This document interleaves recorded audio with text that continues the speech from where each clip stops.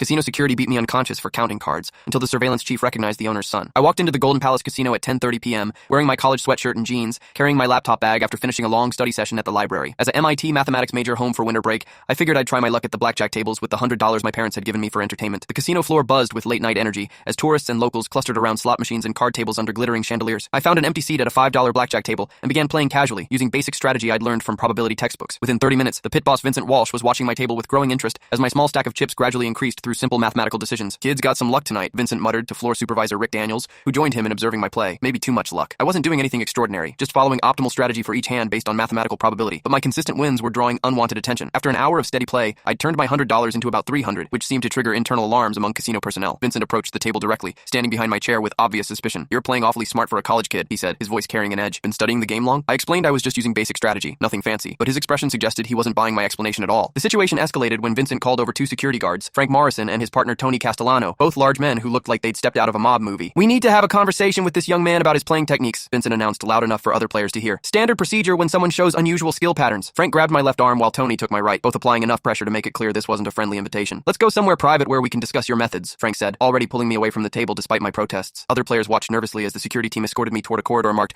"Authorized Personnel Only," their grips tightening when I tried to explain I hadn't done anything wrong. They dragged me into a windowless back office where Vincent closed and locked the door behind us. "Here's how this works, college boy," he said, loosening his tie like he was preparing for manual labor. "Card counting might be legal, but it's not welcome here. We're going to teach you a lesson about respecting house rules." Frank shoved me hard against the wall while Tony positioned himself to block the door. When I tried to explain again that I was just using basic strategy, not counting cards, Frank's fist connected with my stomach, doubling me over in pain. "Don't lie to us," Tony added, grabbing my hair to force my head up. "We saw you tracking cards, adjusting bets based on count. That's textbook card counting, and it ends now." The beating intensified as all three men took turns hitting me while demanding I admit to cheating and promise never to return. Vincent seemed to believe intimidation worked better than legal action, since card counting wasn't technically illegal. "This is easier than calling gaming commission," he explained between punches. "Quicker resolution, longer lasting lesson." Frank's brass knuckles opened a cut above my left eye, while Tony focused on body shots that wouldn't leave visible facial bruising. "Your MIT education didn't prepare you for Vegas justice," Vincent laughed, delivering a vicious kick to my ribs. The room started spinning as blood loss and head trauma combined to blur my vision. I could hear them discussing whether I'd learned my lesson or needed additional convincing when everything went black. That's when the door burst open and Surveillance Chief David Kellerman rushed in with two security supervisors. "Stop! Stop right now!" David shouted, his face pale as he took in the scene. "Vincent, what the hell are you doing? This is Michael Castellano, the owner's son." The room went completely silent except for my labored breathing as the implications hit everyone simultaneously. Frank and Tony stepped back like they'd been electrocuted while Vincent's face cycled through confusion, recognition, and pure terror. "He was card counting," Vincent stammered weakly, but David was already calling for paramedics while checking my pulse. "You idiots just beat the boss's kid unconscious for playing basic strategy," David said, his voice shaking with anger. "Do you have any idea what you've done? Mr. Castellano is going to bury all of you." Within 6 hours, Vincent was facing felony assault charges that would send him to prison for 8 years. Frank and Tony lost their security licenses permanently and faced criminal prosecution. The casino paid a 7-figure settlement to avoid a civil lawsuit, and I recovered fully except for a small scar above my eye. Vincent's final words as they led him away in handcuffs were barely audible. "I was just protecting the house, but sometimes protecting the wrong thing from the wrong person can destroy everything you've worked